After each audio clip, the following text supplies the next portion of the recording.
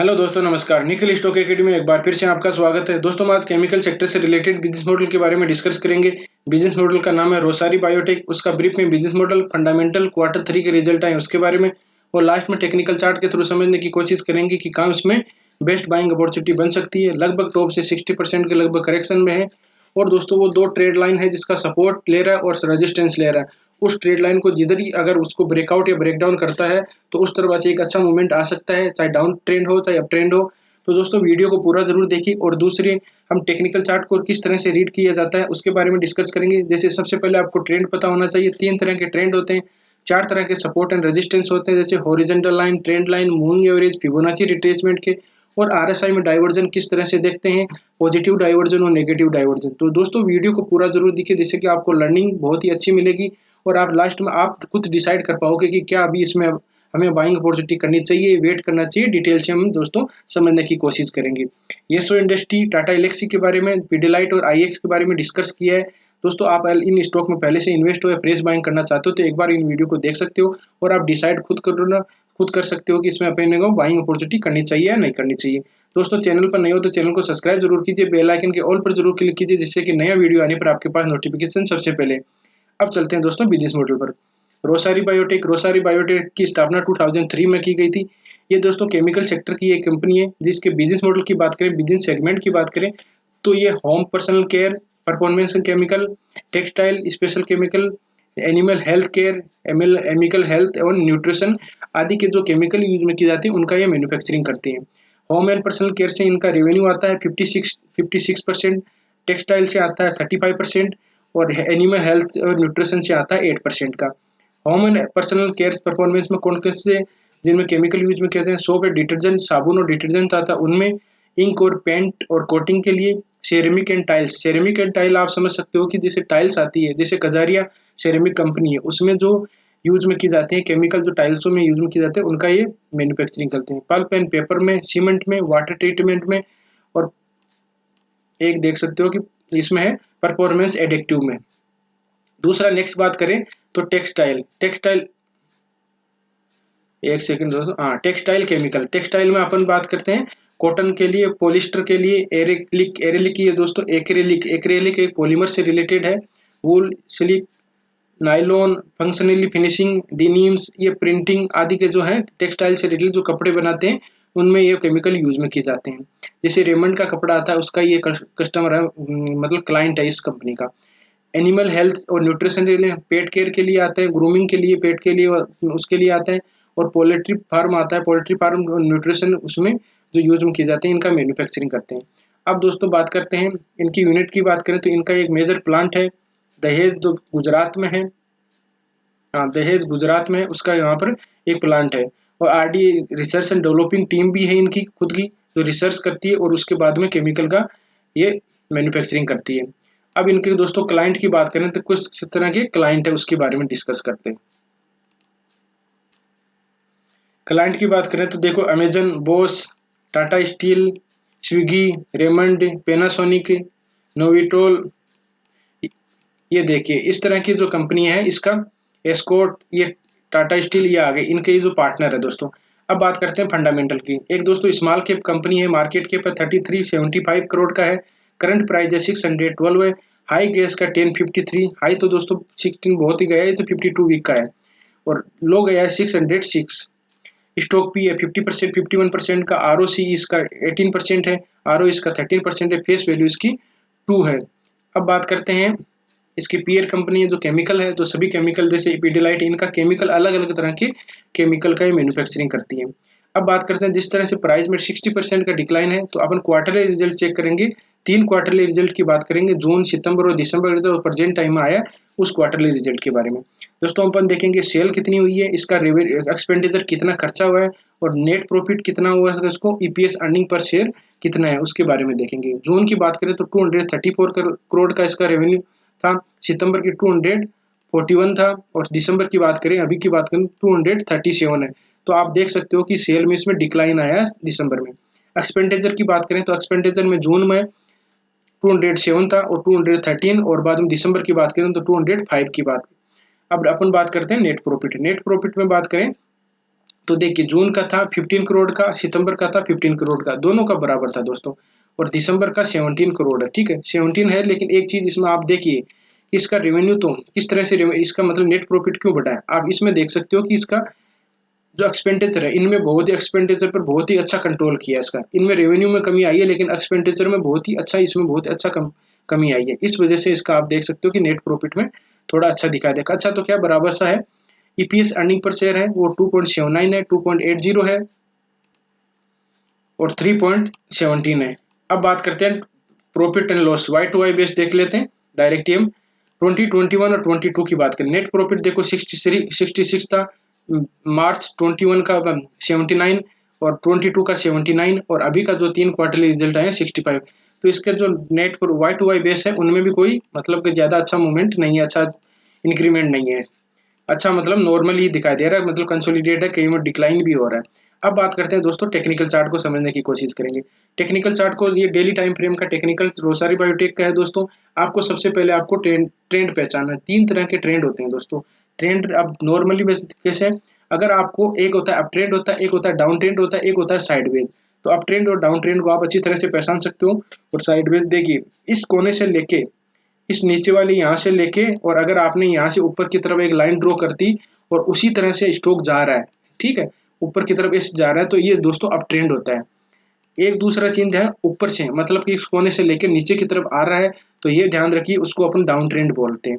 और तीसरा दोस्तों होता है साइडवेज। साइडवेज मतलब लेफ्ट से लेकर राइट की तरफ जा रहा है, मतलब एक रेंज बाउंड एरिया में कंसोलिडेट कर रहा है, तो उसको अपन साइडवेज बोलेंगे। उसमें दोस्तों कोई कुछ नहीं कर सकता साइडवेज में। अप ट्रेंड और डाउन ट्रेंड को आप अच्छी तरह से पहचान भी जाते हो, पहचान तो तीनों को जाते हो, लेकिन इसमें आप कुछ मतलब बाइंग और सेलिंग कर सकते हो, लेकिन साइडवेज में कुछ नहीं कर सकते। अब दूसरी होते हैं टेक्निकल में देखें, दो अब ट्रेंड के दूसरे और होते हैं। क्या होता है दोस्तों, अगर एक मान ली यहाँ से इसने ब्रेकआउट किया, ब्रेकआउट के बाद में ये देखिए यहाँ पर इसने सब ऊपर की तरफ एक सब रेजिस्टेंस लिया, फिर नीचे की तरफ, तो मैं अगर इसको मान लूँ टॉप मान लेता हूँ, ठीक है, और फिर बाद में इसको मैं बॉटम मान लेता हूँ। ऊपर की तरफ गया तो इसको मैं हाई टॉप मानूंगा, पहले वाले टॉप से हाई टॉप, इसको बोलते हैं हायर टॉप। और ये दो बाद में नीचे वाला बॉटम था, इससे ऊपर वाला बॉटम में आएगा हायर बॉटम। तो इस तरह से दोस्तों आप देख सकते हो कि हायर टॉप हायर बॉटम बनते जाते हैं अप ट्रेंड में। ये बनने के बाद में यहाँ इसने टॉप लगाया था सितंबर 21 में, और बाद में टॉप लगाने के बाद में दोनों टॉप बराबर थे, उसके बाद में नीचे इसमें डिक्लाइन आ गया। डिक्लाइन कैसे है, डिक्लाइन में डाउन ट्रेंड में क्या होता है, लोअर टॉप। अप ट्रेंड में दोस्तों क्या होता है, हायर टॉप होता है, और डाउन ट्रेंड में लोअर लग जाता है, टॉप और बॉटम के साथ में लोअर लग जाता है। तो इसमें देखिए lower top lower bottom, lower top lower bottom, lower top lower bottom, ठीक है। तो इस तरह से आए ऊपर की तरफ, एक बार इसने ऊपर की तरफ मूवमेंट दिया, लेकिन दोस्तों इसको ब्रेकआउट नहीं कर पाया। एक चीज ध्यान रखना, अगर स्टॉक डाउन ट्रेंड में हो चाहे अप ट्रेंड में हो, अगर वो अपने सपोर्ट पहले वाले सपोर्ट एंड रेजिस्टेंस को अगर ब्रेकआउट नहीं कर पाता है, ये जैसे रेजिस्टेंस था डाउन ट्रेंड में था तो रेजिस्टेंस था, तो इसको ब्रेकआउट करना था, और दूसरी चीज सस्टेन करना था, तब इसमें एक अच्छा मूवमेंट आता। इसने देखो ब्रेकआउट ही नहीं कर पाया और नीचे की तरफ वापस आ गया। तो इसमें बाद में ये लोअर टॉप और लोअर बॉटम ये बन गए। तो दोस्तों ट्रेंड को देख के एकदम 1% ध्यान रखना, अगर कोई ट्रेंड को पहचान जाता है तो उसको ट्रेंड को पहचानने के बाद में अगर कोई भी इसमें बाइंग अपॉर्चुनिटी का अभी कोई सिग्नल नहीं दिखाई दे रहा अपने को, ठीक है। अब बात करते हैं दोस्तों कैंडल स्टिक पैटर्न की। मैं थोड़ा सी कैंडल स्टिक, इसको टाइम बड़ा कर लेता हूँ। कैंडल स्टिक पैटर्न दोस्तों ट्रेंड रिवर्स वाली कैंडल स्टिक पैटर्न है, जिससे कि आपको ट्रेंड को पहचान सकते हो कि ट्रेंड कहाँ से मतलब रिवर्स हो सकता है। जैसे अप ट्रेंड में हो चाहे डाउन ट्रेंड में हो, तो आपको पहचान पाओगे कि इसमें कुछ मूवमेंट आ सकता है डाउन ट्रेंड की। तो इसमें देखिए हमने दोस्तों कैंडल स्टिक के बारे में डिस्कस किया है, सभी कैंडल स्टिक के बारे में, जो ट्रेंड रिवर्स वाले कैंडल स्टिक है उसके बारे में, सपोर्ट एंड रेजिस्टेंस किस तरह से काम करते हैं, उन वीडियो का लिंक डिस्क्रिप्शन में आप जाके उन वीडियो को देख सकते हो। तो दोस्तों आपको एक बार देखने के बाद में ये पता चलेगा कि चार्ट को किस तरह से अप्रोच दी जाती है। अब एक चीज यहाँ देखिए, ये ऊपर की तरफ गया दोस्तों, यहाँ ही देख लीजिए, अपन यहाँ से बात करते हैं, यहाँ से ऊपर की तरफ जाके ये इस कैंडल को बोलते हैं दोस्तों shooting star candle. Shooting star candle क्या होती है, टॉप में बनती है, इससे पहले एक ट्रेंड होना चाहिए, ट्रेंड ये ट्रेंड था, अप ट्रेंड होगा, और टॉप में बनने के बाद में रेड कैंडल के बाद में डिक्लाइन आ जाएगा। तो ऊपर की तरफ मानोगे तो इसने देखिए यहाँ टॉप पर यहाँ कौन सी कैंडल स्टिक बनाई है दोस्तों, इस कैंडल स्टिक को ही बोलते हैं शूटिंग स्टार कैंडल, जो टॉप में बनती है। जो ये कैंडल स्टिक थी उसी तरह यहाँ पर इसके बाद में डाउन ट्रेंड बहुत ही आया। एक हमेशा ध्यान रखना कि डाउन ट्रेंड कोई भी अगर टॉप लगाता है स्टॉक, तो या तो शूटिंग स्टार कैंडल बनती है या होता है इवनिंग डोजी स्टार फॉर्मेशन बनते हैं दोस्तों।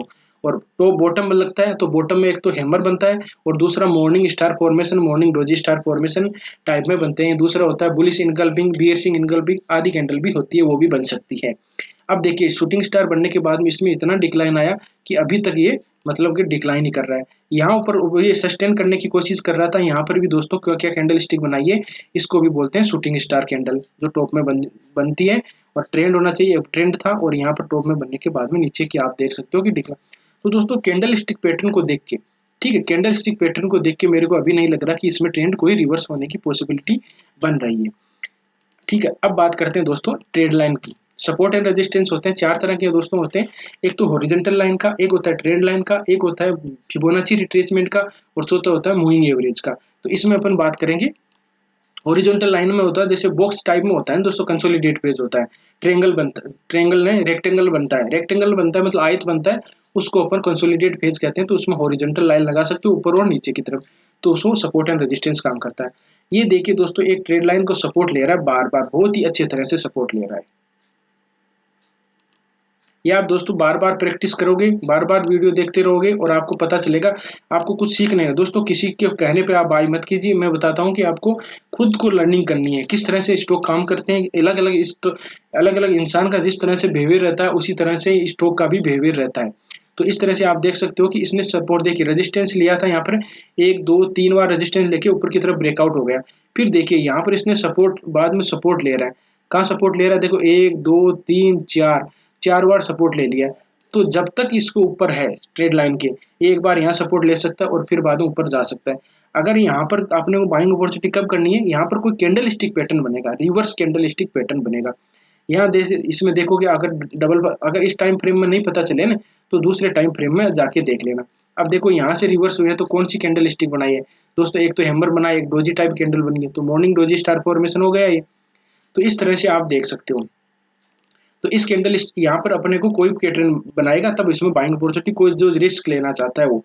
दूसरों एक दूसरी ध्यान रखना कि इसमें ट्रेंड जब चेंज कब होगा, ट्रेंड चेंज होगा कब इसमें, जब इसका ऊपर की तरफ ब्रेकआउट होगा। मतलब कि देखो सबसे पहले रेजिस्टेंस तो यहाँ पर मेजर आपको यहाँ पर मिलेगा, मतलब 800 के लगभग है ना, 830 के लगभग आपको रेजिस्टेंस मिलेगा। उसकी तरफ अगर ऊपर की तरफ ब्रेकआउट हो गया तो मेजर रेजिस्टेंस है जो 1050 या 1060 के लगभग, उसको ब्रेकआउट कर दिया तो फिर आप उसको एक अच्छा मूवमेंट आ सकता है। आपको ऐसा नहीं ले लिया और फिर छोड़ दिया, आपको उसको ट्रेक करते रहना, चार्ट को रीड करना सीखिए और उसके बाद में आप खुद डिसाइड कर पाओगे कि इसमें अपन क्या करना चाहिए। ठीक है, तो यहाँ पर इसको अगर यहाँ रेजिस्टेंस लेके सॉरी सपोर्ट लेके फिर ऊपर की तरफ जाए तो यहाँ पर एक पक्का इसको रेजिस्टेंस मिलेगा, 100% मान लीजिए इसका पक्का रुकेगा एक बार, या तो रिवर्स कर सकता है या इस रेंज में रह सकता है, या फिर यहाँ पर काम करके एक और चीज ध्यान रखना, अगर कोई इसको ब्रेकआउट करना चाहेगा ना इसको मतलब रेजिस्टेंस को, तो यहाँ 1 2 दिन रुकेगा, वो काम करेगा, डोजी टाइप की कैंडल स्टिक बनाएगा और फिर एक बार अच्छी कैंडल बनेगा, तब आप इसमें देख सकते हो। अब दूसरी चीज ये तो सपोर्ट की हो गई। अब दूसरी एक ट्रेड लाइन और ड्रॉ करता हूं जिससे कि आप ये पहचान पाओगे कि इसमें कब अपने को बाइंग अपॉर्चुनिटी देख सकते हो। ये देखिए दोस्तों,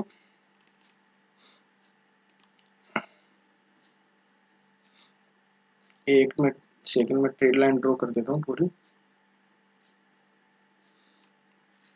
मैं इसको लाइन थोड़ा सी कलर चेंज कर देता हूँ। ये देखिए दोस्तों, अगर यहाँ से आप ऊपर की तरफ इसको यहाँ नहीं लेना चाहते हो तो एक ध्यान रख लेना, इस ट्रेड लाइन को जो है इसको रेजिस्टेंस कितनी बार लिया, देखो 1 बार 2 बार 3 बार 4 5 6 बार इसको रेजिस्टेंस लिया।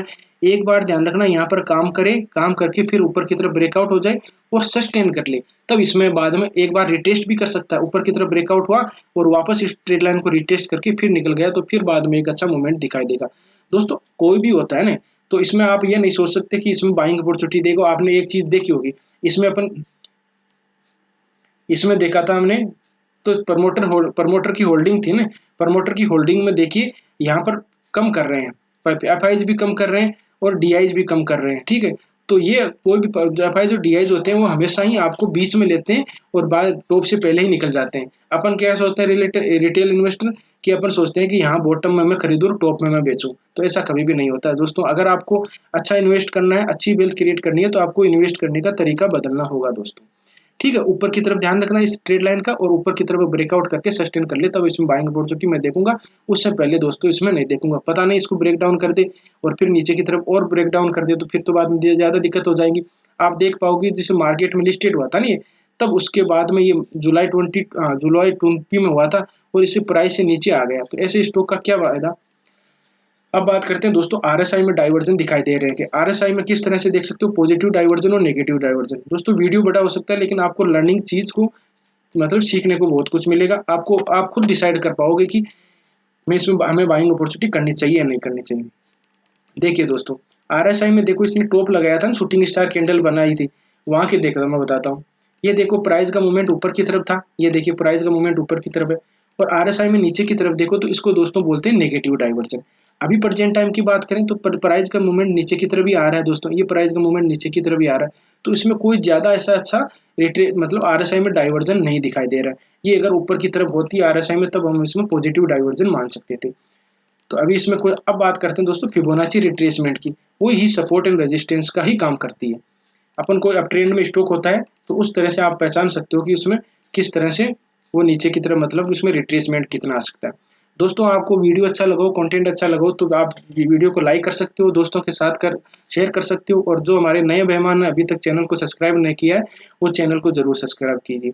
अब देखिए ऊपर से यहाँ पर टॉप लगाया, टॉप लगाने के बाद में दोस्तों वापस आया, देखिए इसका फिबोनाची किस तरह से काम करता है। ये एक बार 23% के लगभग मैं बता देता हूँ कि फिबोनाची रिट्रेसमेंट होता है, और 23%, 38%, 50%, 61% और 78% है। दोस्तों इनका वीडियो बना रखा है, आप जाके उनको देख सकते हो अगर डिटेल से आपको समझना है तो। अब यहाँ देखिए सपोर्ट ले रखा है, यहाँ पर सपोर्ट को ब्रेक डाउन किया, तो देखिए ब्रेक डाउन लेके कहाँ पर इसको रेजिस्टेंस मिला, ये देखिए रेजिस्टेंस कहाँ से मिला, फिबोनाची रिट्रेसमेंट की 38% पर रेजिस्टेंस मिला, सॉरी सपोर्ट मिला। ऊपर की तरफ रेजिस्टेंस कहाँ मिला, 23% पर रेजिस्टेंस मिला। नीचे की तरफ आया वापस 50% के लगभग सपोर्ट मिलेगा। अब एक चीज आपको सीखने को मिलेगी, आप ये सोचो मत कि यहाँ पर ही आएगा, क्योंकि थोड़ा बहुत ऊपर ही रह सकता है। ऊपर क्यों रह सकता है, रीजन आपको बताता हूँ। इधर देखोगे तो लेफ्ट में यहाँ का पहले का सपोर्ट था, तो वहीं से सपोर्ट लेके निकल गया, फिर ऊपर के रेजिस्टेंस लेके फिर वापस आ गया। अब देखो 78% पे भी ऐसी बात नहीं रुका है, देख ली इतने दिन कंसोलिडेट कर रहा था ना यहाँ पर, वो रुका है, रुक के 78% पे ऊपर की तरफ गया। ऊपर की रेजिस्टेंस कहाँ मिला, 61% पर रेजिस्टेंस मिला, फिर नीचे की तरफ इसको ब्रेक डाउन किया है, ये ब्रेक डाउन किया और फिर अभी तक यहाँ पर मतलब नीचे की तरफ आ गया। तो दोस्तों इस तरह से आप स्टॉक में रणनीति बना सकते हो। फिबोनाची रिट्रेसमेंट से तो कोई ऐसा नहीं लग रहा क्योंकि बहुत डाउन आ गया यहाँ पे, लेकिन आप हमने दो ट्रेंड लाइन का डिस्कस किया था, जो यहाँ पर सपोर्ट मिल रहा था, दूसरा रेजिस्टेंस मिल रहा था, उस तरह से आप स्टॉक में रणनीति बना सकते हो। तो आप खुद डिसाइड कीजिए कि इसमें अपने को बाइंग अपॉर्चुनिटी करनी चाहिए या नहीं करनी चाहिए। दोस्तों ये वीडियो एजुकेशन पर्पज से बनाया गया, किसी स्टॉक में बाय या सेल करने से पहले अपने फाइनेंशियल एडवाइजर से जरूर सलाह मशवरा कर लीजिए। वीडियो अच्छा लगा हो तो लाइक कर दीजिएगा, चैनल पर नए हो तो सब्सक्राइब जरूर कीजिएगा। मिलते हैं नेक्स्ट वीडियो में, तब तक के लिए दोस्तों बाय बाय।